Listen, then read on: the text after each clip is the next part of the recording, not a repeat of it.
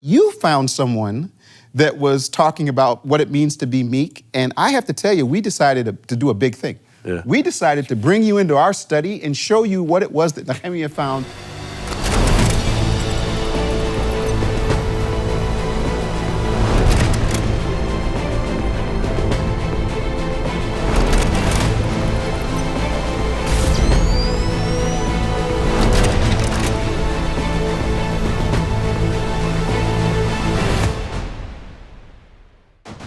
Shalom and welcome to Hebrew Gospel Pearls, episode 16.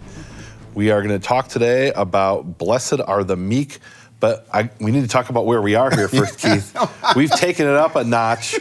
We've gone into a full-blown professional studio, and I'm very excited to be able to bring the program, rather than me sitting behind my computer and you behind yours, and we create this thing in post-production where I go like this and my hand like turns into a ghost. I can actually touch him. Hey, folks, let me tell you something. We are in what I consider it's in my hometown. We're in Charlotte, North Carolina. At the best production studio in all of Charlotte, the production group. I want to say that because I'm sitting here and I'm looking at these professionals and these cameras and all this stuff, and I'm like, Nehemiah, we actually get to bring people into this place where we have everything together like the old days when we used to be at the table. You remember when we were at the table?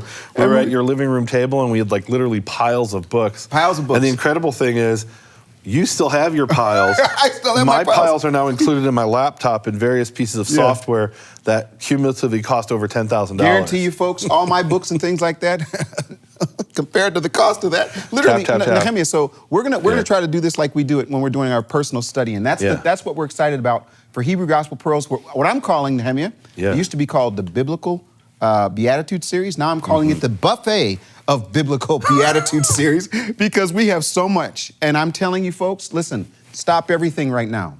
This guy here, if you notice, I've got the nice jacket. I'm in here in the studio.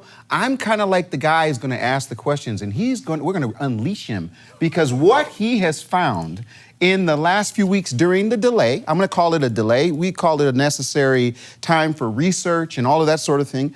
It really is game changing. And so we're going to get started, Nehemiah. Let's get right into this. So the verse we want to talk about today is, we've been doing what I call the biblical beatitudes, the buffet here, and now we're on verse 5. We finally made it to verse 5. Stop the presses. Which should be really easy. There shouldn't be a lot to talk about. Stop the presses. Two things. What? First of all, I'm looking at Howard. Okay. He's got parentheses, Nehemiah. Yeah. Why does he have parentheses in Howard? What's going on there? So first, let's read the verse. Okay. So this is the New Revised Standard Version. Blessed are the meek, for they will inherit the earth. Really simple, really straightforward. And I remember sitting, I was on the phone talking to you, thinking, what could we possibly talk about? Blessed are the meek. It's pretty straightforward. And as we delved into it, I realized, what was obvious to me isn't obvious to everybody else. Yeah. And then even things that were obvious to me were sometimes wrong. So now let me tell you, the real game changer, folks. The real game changer is I went to an evangelical seminary, Trinity Evangelical Divinity School. And when we taught this verse, they told us very simply, to be meek means power under control. And I said, okay, that's what it means. They told us based on Greek. We took Greek classes. We did a little Latin and all that sort of thing. And then I started doing something really radical. Yeah. I started going to all of the preachers that preach about this verse, because there's a whole lot of preachers who preach about this verse. And they all, to a person, said the same thing. But you found someone that was talking about what it means to be meek. And I have to tell you, we decided to do a big thing. Yeah. We decided to bring you into our study and show you what it was that Nehemiah found that, in my opinion, sets the table for why we got to go into what the word means. Now, before we get to that, you started with the question, why does Howard have it in parentheses? Yes. That's pretty simple. Yeah. Although it's not clear entirely from his book. You have to kind of read between the lines. So the reason he has it in parentheses is his base text, the text he's using, is the British Library manuscript. And the British Library manuscript, that verse doesn't exist. Now, at the bottom of his page, he has what is called lower criticism. It's called lower because it's at the bottom of the page. and he shows you what's in the other 8 manuscripts that he had available to him. Well, since then, I found another, I think it's 19 and 9 is 28, 19 more manuscripts, although on this section is only 20. Of those 20 manuscripts, 7 of them, let's see, 1, 2, 3, 7 of them have what he had in only a single manuscript. He had in his manuscript A, which is the manuscript in Leiden in Holland, it has Ashrei ha'anavim shehema yirshu aretz. Blessed are the anavim, the meek, if we're going to translate it that way, but we're going to get more in deep into that, for they will inherit the earth. And I have that in 6 other manuscripts that Howard didn't know about. Absolutely. So he put that as kind of like a little footnote, and I know that today we can say there's 2 families. We've talked about this in previous episodes. There's what I was calling family A and family B. The one that has manuscript A is, by definition, in my case, family A. That's what we've labeled family A. Yeah. Family B doesn't have that verse at all. And we explained why in a previous episode, I think it was 15, where we talked about certain types of scribal errors and also how you add something if you want to add it in. Whether this is original or not, I don't know that we can answer that question. What we can deal with is, okay, in family A, what does it mean? Now, you were saying in your tradition that blessed are the meek. Power under control. Power under control. And I mean, listen, when I was an unchurched person. And I remember when we went to the book of Matthew and we got to this section and they talked about it and the Beatitudes, I still remember it. And I remember this verse, them saying what it means to be meek is power under control. I just have to control myself. Yeah, okay. Then I'm meek, and that's all it means. Well, I want to show a video here really quickly. Yes. This is Dr. Jordan Peterson. He's a professor of psychology at the University of Toronto in Canada. And I would argue that, at least as of this recording, he is probably one of the greatest, if not the greatest, secular thinker of our times. I mean, the man foretold what we're currently living through as far as the what they call the culture wars. He foretold this 5 years ago. People said he's crazy. He's a fanatic. And it turned out to actually be worse than he predicted. And so he did a series. He did two main series. One is he taught a course based on a book he wrote called Maps of Meaning. And then he did a series teaching the Bible. And he's actually worse than us. I don't think he got out of after 10 hours or so, he didn't get out of didn't get much past the story of the flood. So, boy, you think that we're verbose. Anyway, so, but he really is a brilliant man. Yes. But he's not a biblical scholar, and he doesn't claim to be. He explains he went to Bible Hub and he poked around at different commentaries. Yeah. And if we're really honest, what he was doing is he had certain ideas he brought with him from psychology, and he was looking for places in the Bible to support those ideas. Oh. And so he has a certain idea in psychology which fits perfectly with the standard Christian explanation of blessed are the meek, which I'm not saying it's not correct, but first let's hear what it is. Here is Dr. Jordan Peterson speaking on Joe Rogan. The line, the meek shall inherit the earth, meek is not a good translation, or the word has moved in the 300 years or so since it was translated. What it means is this: those who have swords and know how to use them, but keep them sheathed, will inherit the world. And that's another thing I've been telling. Yeah, no kidding. That's a lot different, man. Difference. That's a big difference. It's so great. And so, one of the things I tell young men, well, and young women as well, but the young men really need to hear this more, I think, is that you should be a monster. Because everyone says, well, you should be harmless, virtuous. You shouldn't do anyone any harm. You should sheath your competitive instinct. You shouldn't try to win. You don't want to be too aggressive. You don't want to be too assertive. You want to take a back seat and all of that. It's no. Wrong. You should be a monster, an absolute monster, and then you should learn how to control it. Wow. Whoa. So, wow. Folks, you understand why that changed the game? I mean, listen, so we at this point, let me just say this. When we started on this verse, preparing for this verse, we didn't know we were going to be in this great studio. We didn't know we were going to be together. There were a lot of things that we didn't know, but definitely what we knew is that the bar was being raised. I mean, this is a major shift, I would say, from what he understands and what we find in Hebrew Gospel. So I think what you were saying, though, is that what he presented isn't really different from what you were taught in seminary. Oh, no, right? 100%. It's essentially the same idea. Yeah, he just says it a whole lot better. He says it far more eloquently, and he uses the metaphor of the sword, which is sheathed, and he does something even more than that, which is powerful if it's true, but it's not. It's powerful if it were true. It'd be really powerful, which is that the actual meaning of the word meek in the original, right? And he says 300 years. He's talking about the King James. Yeah. Well, I mean, it's kind of, I don't know what to say. It's kind of cute that he's going to the King James. Right. I mean, coming from your seminary background, you don't go to the King James, you go to the Greek. Absolutely. And in this case, we can go to the Hebrew. But even if you go to the Greek, and I contacted my Greek expert who I talked to, Dr. Pavlos Vassiliadis, who is one of the top experts in the world in the New Testament in Greek. He's a native Greek speaker. He went to a university in Thessalonica, right? I mean, it's pretty, like, how could you get more than that, right? Yeah.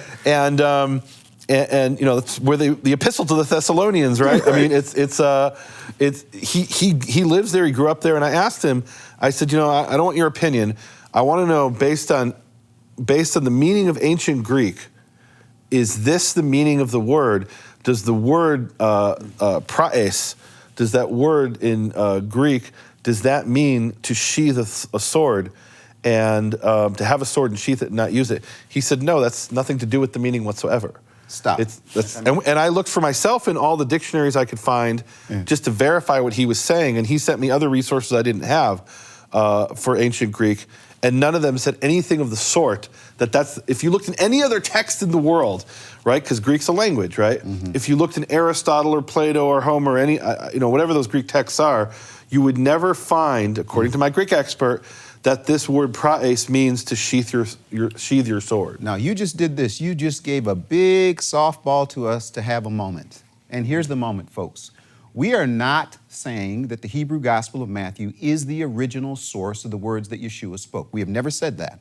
We said that the Hebrew Gospel of Matthew is another witness to what? To the Greek. Did you not say that? Well, we talked about. Okay. Hold on. So the reason I'm bringing this up to him is I've had a few emails recently, and the emails are back to the old days where they're saying, "How could you possibly say that the Hebrew Gospel of Matthew is Shem Tov?" And they talk about Shem Tov, and we've always said another witness. Now, here's what you just did. Right. You before you even got here, you went to a Greek expert to say. Well, because I know the Hebrew, I don't need him for the Hebrew. Absolutely, but my point is that using these different witnesses, we get a chance to get what I call. Well, HD. and also Dr. Jordan Peterson isn't coming from the Hebrew. He doesn't know about that. He's looking at the Greek. Right. So I can't judge him based on what's in the Hebrew or evaluate what he's saying. And by the way, he might be right, but he's not right about the meaning of that Greek word. Exactly. He might be right about the message that Yeshua is trying to convey and communicate, but the way he presents it, whether intentionally or not, is that this is the meaning of the word.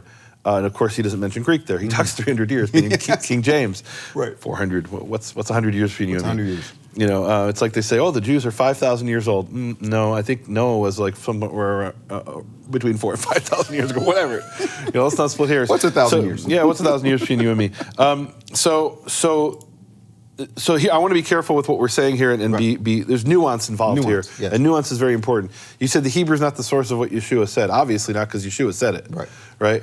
So then the question is, when Yeshua spoke, how did those words get to us? Exactly. And certainly the traditional the traditional Christian approach is to say that Yeshua's words were recorded by different disciples, and people who were disciples of disciples, let's say in the case of Luke and Mark, and that they were written down in Greek. And the argument that Howard had, which I agree with, is that when whoever sat down to write the Gospel of Matthew, I'm just going to call him Matthew, make it simple. Matthew sat down, wrote a Gospel in Greek. Matthew sat down and wrote a Gospel in Hebrew. Right. And then he translated his own book into Greek. Right. That was Howard's original argument. He has a parallel. We're told that that's exactly what Josephus did. Josephus originally wrote his book in Hebrew, and then he translated himself, maybe with an assistant, into Greek. So the benefit of looking into the Greek and looking into the Hebrew is amazing, right? So here's the point. It's a second witness to what Matthew had to communicate based on what he had learned from Yeshua. Now, is every word here what Matthew wrote? I don't know. I have no way of knowing that. Probably not. Certainly in the case of Matthew 5:5, we have about 20 manuscripts, I believe it is, and of those, 13 don't have this verse 7 do. Right? So is that what Matthew wrote? Maybe Matthew didn't write any of this in the Hebrew. Maybe he wrote it in the Hebrew and it was lost in those 13 manuscripts. Maybe he didn't write it in the Hebrew, but he did write it in the Greek, and somebody noticed it was missing in the Hebrew and translated back from the Greek. All those are possibilities. So I saw this show a couple days ago, folks, called Planet. And in Planet, they went down into the deep ocean and they had this fish, Nehemiah. And they actually filmed this. I couldn't believe it. So they take this fish, and he goes down and he gets a clamshell, and he takes it in his mouth, and he goes and he This is a fish? No, a fish does this. I'm telling you, me and my son were watching it. And he goes like this and it bangs against the rock. He does it like 15 times. And eventually the shell opens and guess what's in there? A pearl? Yeah. So this is what we're doing. Okay. We're gonna bang pearl. against the rock to find out between what we find in Greek and what we find in Hebrew. What do we think the meaning was? To our best ability. Well, so what Jordan Peterson presents is really powerful. It's a powerful word picture he paints. Yes. Right now, someone has already pointed out, this wasn't my observation, that Jordan Peterson, long before he presented this to Joe Rogan, and maybe he's presented it somewhere else in the context of Matthew 5:5, but he used very similar language when he was talking about the flood in his flood teaching. He says there in the flood, so he takes the flood as these paradigms, as these patterns, right? He doesn't believe there was a flood. He never comes out and says he doesn't believe there was a flood, but he doesn't believe there was a flood. Okay. And what he's doing is he's saying, okay, the flood represents these ideas, that these stories that people have been telling themselves for thousands of years because they have these deep, profound truths in them. Yes. That's the approach he takes. That's not my approach to Genesis. I believe there was a flood. But he comes up with interesting insights with that approach. And he views the flood as chaos. As this, there's chaos that destroys the world. It's the return of, there was chaos at the creation, and then it returns. And then finally an end is put to chaos. And so he says this, here's a quote. He says, the question is, should you turn into a monster? And the answer to that is yes, you should. And here he's talking about the flood. Nothing to do with Matthew 5:5. He says, but without the capability for mayhem, you're a potential victim to mayhem. So you need your sword. This is Jordan Peterson. Yeah. It should be sheathed, but you need to have it. Now that's profound. It's probably true, but it has nothing to do with Matthew 5:5 and nothing to do with the flood. It's a profound truth, but it just has nothing to do with the Tanakh or the New Testament Permission to speak freely. Yeah. So one of the things that's happened is we've had some extra time, folks, since we taped in 15. There's been some time, and so it's allowed me to do some further study. And I kind of said this earlier, but I'm actually really disappointed, Nehemiah, at how many people I found that didn't go much deeper than that. In other words, they just stayed right there, and it's just repeating the same thing, a little bit different, a little parroting. What I like about our study together, this is what I enjoy about our study together in the Hebrew Gospels, is that we're talking about things that haven't been parroted. Like literally, people are going to hear some things. I'm telling you, stick with us. You're going to hear some things about this verse that I can guarantee you haven't heard before. Let's keep going. Well, so what Jordan Peterson shares there is, I think it's a profound truth. Right. It has nothing to do with Matthew 5:5 or with the flood. Exactly. And it's this truth that if you can't defend yourself in this world, we live in this world where we have some of the most privileged people on the planet who complain that they're victims. People who've never been out of the United States and seen how over 1 billion people live in the world without electricity, without plumbing, without toilets, without indoor toilets, some of them without toilets at all. Like all they do is go out into the field. Imagine that, and then you're, and not to say people don't suffer, there's people suffering all over the world, but to not recognize that if you're on unemployment and you can afford a car and a flat screen TV, you're one of the privileged people in the world. That's just how, it's the truth. So here's a profound account I found. And I want to say that, and this is to show that what Jordan Peterson says is true. What convinced me that what he said is true was the Yazidi genocide in 2015. ISIS came, the Islamic State came, and they captured northern Iraq and northern Syria, and they murdered hundreds of thousands of people, most of them Christians, but also Muslims. There are accounts that are just horrific, I can't even share, where they would go into a village and they just murder everybody. For what? Because they were Christians and refused to convert to Islam. And at least in some cases, they gave people a choice, and others they didn't. So I want to read to you an account that appears in a book called Guns, Germs, and Steel. And it essentially illustrates the difference between a pacifist and someone who chooses to be peaceful but has the ability for violence. And I've had this argument with a friend of mine who's a pacifist. And my argument is total pacifism is evil. That if you're not willing to defend yourself in certain situations against people who will not respond to pacifism, then that, and look, this is something that Gandhi had said. Gandhi was a pacifist. He said the Jews should have just passively not resisted Hitler. That's okay when you're dealing with the British. When you're dealing with the Nazis, that doesn't work. So this is an account about these two groups of people. One of them were in New Zealand. They're called the Maori. And the other was in a place 5 miles east of New Zealand called the Chatham Islands. And they're called the Moriori. And they're actually genetically the same group of people. A bunch of Maori got on a boat and ended up in the Chatham Islands and settled there. And the people in New Zealand forgot they existed. Now, the New Zealanders were a warlike people. They had a very small, pretty big islands actually, but they were crammed into these islands. There was nowhere to go. And what would they do if they ran, they needed more space to just kill their neighbors. And the Moriori were on a tiny island, a very small island, and they made a decision early on they would live peacefully with each other. And if there were any conflicts, they would work it out with peaceful resolutions. So let me read this to you. It says, with no other, it's talking about the Chatham Islands, 500 miles east of New Zealand. With no other accessible islands, the Moriori had to learn how to get along with each other. They did so by renouncing war. That's so beautiful. The result was a small, unwarlike population with simple technology and weapons. In 1835, an Australian seal hunting ship brought the news to New Zealand of islands where the inhabitants are very numerous, but they do not understand how to fight and have no weapons. That news was enough to induce 900 Maori to sail to the Chatham Islands. On November 19th, 1835, a ship carrying 500 Maori armed with guns, clubs, and axes arrived. Groups of Maori began to walk through Moriori settlements, announcing that the Moriori were now their slaves and killing those who objected. An organized resistance by the Moriori could still have defeated the Maori, who were outnumbered 2-1. However, the Moriori had a tradition of resolving disputes peacefully.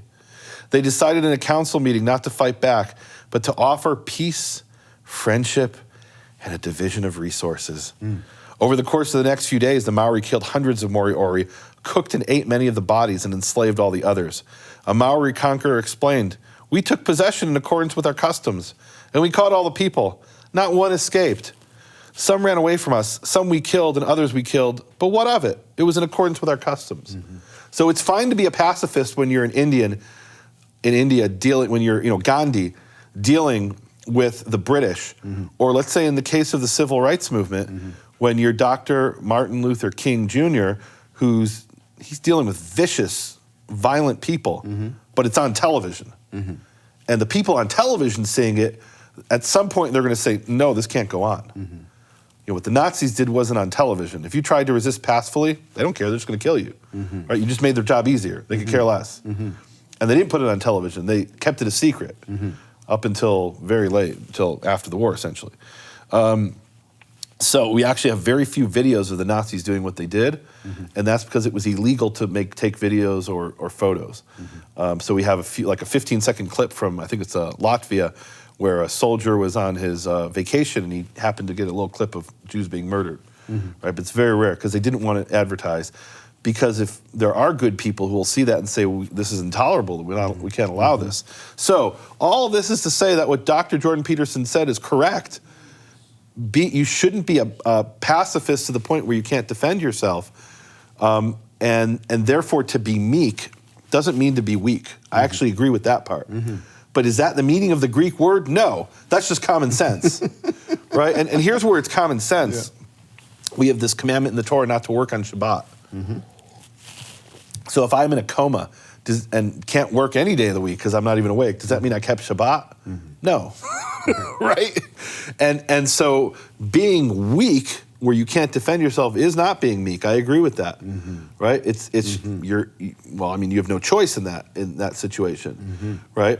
So really to be meek is to have the ability to defend yourself and choose to act with humility. And here we'll get into what it really means.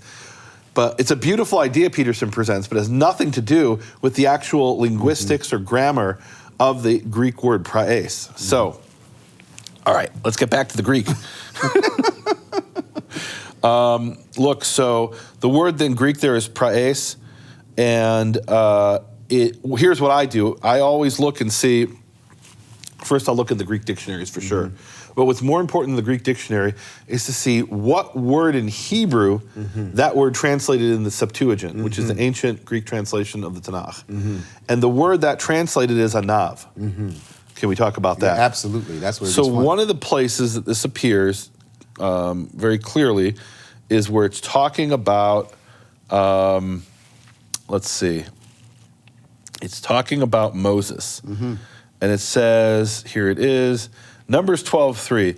Va'ish Moshe anav me'od mikol ha'adam asher al pnei ha'adama. And the man Moshe was very anav. He was very meek, more than any man who was on the face of the earth. And the word there in Greek is the same word, praes, and it translates as humble, both in Hebrew and Greek. Right? So meek, he's right. It's not a word we even use anymore in English. The word in modern English is humble. Now, it's very ironic, that statement. Can we talk about that? Absolutely. And I asked someone to go through our Torah pearls on this portion because I didn't have time. But someone checked it, and we didn't talk about this when we did Torah pearls. So can we talk about this verse? Sure. Numbers 12:3. Absolutely. The man Moshe was very humble. And the question is, who wrote that? Did Moses write that? Was he not inspired to write it?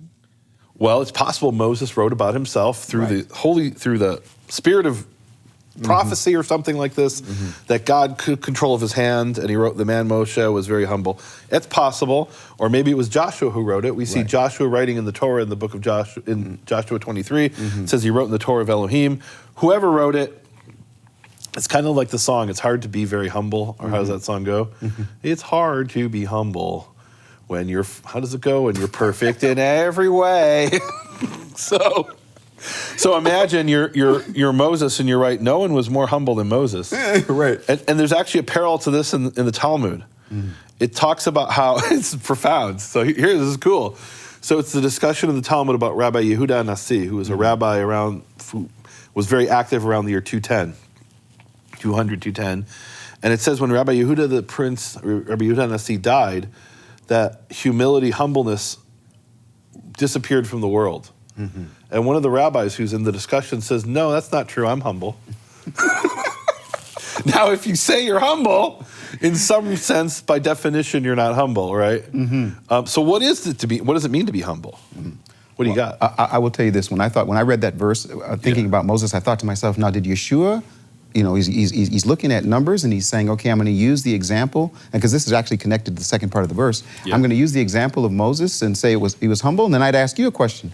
It's actually connected to the second part of the verse. I don't know how long we're going to be able to do this, but it says, whatever this is, being meek, being humble, you get a chance to do something. What is it that Yeshua says you get? You get to inherit the earth. Right. And we'll get to that in a minute. But here I want to go back to Jordan Peterson. Yeah. Humble has nothing to do with I sheathe my sword. Humble has nothing to do with what he's described. In other words, he takes meek in the sense of I choose not to act in violence even though I could, right? And maybe that's true about the word meek. It's not true about the word humble. Humble is I realize, wow, and here's part of it, right? Because humble could be, well, I'm just a very simple person. There's people who are greater than me. No, humble is to realize something great in yourself and still realize, wow, there are people who are smarter than me. There's people who are better than me. And even if I'm the smartest person in the world, I'm Albert Einstein, God is above me. So that's what humility is. So Nehemiah, here's the issue that I have. When I looked, before we got to this study, when I would read this, the word meek doesn't mean anything in my mind. Okay? The word humble, just the word itself, doesn't mean anything. People can tell me what they say that it means. When you read this, and I actually, folks, we've been talking about the Bible, the Talmud, and the New Testament, which is the commentary by your cousin 5 times removed. Something like that, yeah. Delitzsch, the Hebrew Gospels, all of this stuff. What I really wanted to ask you was this question. When you first read that verse in Hebrew, does word meek come in your mind? No, humble. Okay. The first thing I think of is Moses. Okay, excellent. No question about it. Excellent. And what is the context there of Moses? He's having an argument with his brother and his sister, and he's the only person in all of history, according to the Torah, who ever spoke to God face to face. My God. Everyone else was spoken to God in a dream or in a vision. And he actually spoke to God face to face as a man speaks to his fellow, whatever that means, in a state that he's awake or something like this. And he's having this conversation with his brother or sister about, and it's not clear exactly what they're debating, but it's something about his actions, and they're saying he's in the wrong. And instead of saying, who do you guys think you are? God chose me to speak face to face. You think you know better than me? You're right. Instead, he acts with humility and said, you know what? We're all equal before God, and maybe you guys are right, and maybe I'm in the wrong. And then God goes and humbles them. Yes. So humility is to realize that in the eyes of God, we're all human beings, and he's greater than all of us. That's what humility is. Amen. What's the opposite of humility is pride. What's the picture of pride in the Tanakh? The king of Babylon, Nebuchadnezzar, conquers the known world, and he walks around his empire, and he looks around, and he says, I did all of this with my own might. I'm it. Boy, I am it. Yeah. I did all of this with my own might. Yes. God didn't do this for me. No man did this for me. Nobody other power did. This was all me. Instead of recognizing, wow, I had a lot of loyal people under me who helped me do this, and it was only through the grace of God that this was given to me. That would have been humility. He says, I did this all by myself. That's pride. It's the opposite of humility. And what does it mean the humble will inherit the earth? The earth? Let's look at that in Psalm chapter 37, verse 11. Yes. And here I'm going to ask you to open up the Bible, the Talmud. No, it's the Jewish annotated. Do you have that book? You didn't bring that? That's on the computer. Okay, I got that here. Yes. So the Jewish annotated New Testament comments on this. But first, can you read Psalm 37, verse 11? Okay. It says here, and I'm reading the NASB, but the humble will inherit the land and will delight themselves in abundant prosperity. All right, so here's what it says in the Jewish annotated New Testament. On page 10, it says, let's see, in terms of content as well, the Beatitudes draw upon scriptural precedent. For example, blessed are the poor in spirit, and blessed are those who mourn may be dependent on Isaiah 61, 1 through 3, which also speaks to the poor and those who mourn. Blessed are the meek, for they shall inherit the earth, is a near quotation of Psalm 37, 11. And they say, the Hebrew of the Psalm speaks of inheriting the land, Aretz, which should be taken as a reference to the land of Israel. The Septuagint, and hence the New Testament, reads ge, that's the Greek word ge, which could be translated as either land or earth. The reading of earth served to de-Judaize Jesus. I want to read that again. The reading of earth, according to the Jewish annotated New Testament, serves to de-Judaize Jesus by disconnecting him from any specific concern for the land of Israel. Wow. Wow. Yeah. So I read that and I thought, okay, I mean, no, that's ridiculous. That doesn't even make any sense. Right. I mean, the word "ge" is just a translation of the Hebrew Eretz, and I thought, all right, well, let's see. So you're going to disagree with the? Absolutely. You're going to disagree with the Jewish annotated. So look, there. Sometimes I think, especially in today's society, people get kind of oversensitized to. I'll give you an example. Last night I'm at the hotel, and there's this gentleman who checks us in. It says on his little label, his name is Muhammad. And he says, that first name of yours, how do you pronounce that? I said, Nehemiah. He said, is that and he has this look in his face like, is that a Jewish name? And I don't think he was trying to be offensive, right? I could have been offended and said, okay, you're Muslim and you're asking me about my name. Okay, he's curious. Right. What's wrong with that? I have no problem with that. You didn't call his manager? Not at all. I think he's curious. And he said, oh, so you pronounce the H as a ch. I said, yes. And I know in Arabic, there's two letters, ch and ha. So he doesn't know if it's Nehemiah or Nehemiah. Right? That's what he's asking, right? I'm not offended by that. Okay. I could have been oversensitized and said, I've been persecuted. Yeah. And then he sent us to a bad room that had problems with it. So I was a little suspicious. But no, Nehemiah, most rooms are bad for you. Come on, how many? You don't. It's hard to find the right room. Well, in any event, so I wasn't going to be sensitive about it and think he's trying to offend me or something like that, or he's trying to harm me. I think he was curious, and I think here they're being a little bit oversensitive to how this word "get" is being used. And I looked up to see. So, for example, Exodus 23, verse 20, translates taking possession of the land. What word does it use? It uses the word geh, right? 1 Samuel 13, 19 translates the phrase Eretz Yisrael, land of Israel, as geh Israel, right? So I think they're kind of playing the anti-Semitism card here, where like there's plenty of places where anti-Semitism And you're is saying you taking don't think place. it exists?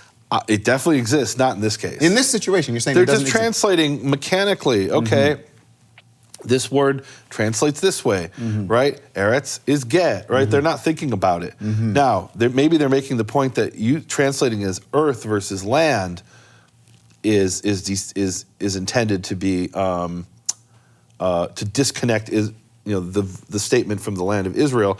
I don't think that's the case. Yeah. I don't think in the Psalms or in Matthew 5:5 the intention was necessarily, or even at all, that if you do these things, you're going to come and inherit the land of Israel.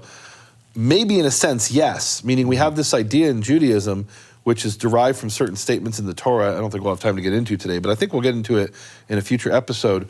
And it's this idea that in the future time, we're not floating around on wings in heaven. We're resurrected, and we take possession of the land of Israel. So in that sense, yes. And you have this phrase in Judaism of that period, which is those who have portion in the world to come and those who don't have a portion. And the word for portion is nachalah, which is an inherited piece of the land of Israel. Right? So in that respect, maybe yes, but the word geh has nothing to do with that, right? Yeah. Now, I want to read this verse in English again. Yeah. I want to give our folks that are listening so far a very simple, said, blessed, here's what it says in the NASB, blessed are the gentle, for they shall inherit the earth. And in my mind, when I read that, I'm saying, so if I'm gentle, in the will, I'm going to be given this inheritance in the future. Yeah. What we're doing is kind of ripping away that a little bit. We're going under and saying, fair to say in English, blessed are, or happy are the humble, for they shall possess the land.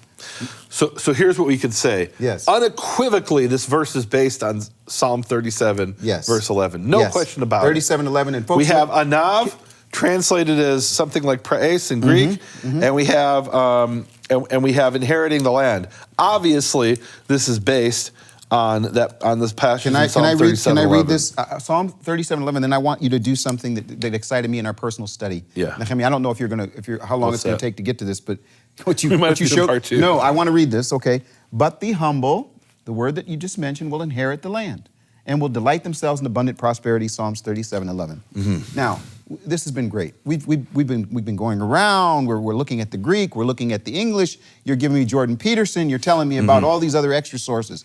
That's great.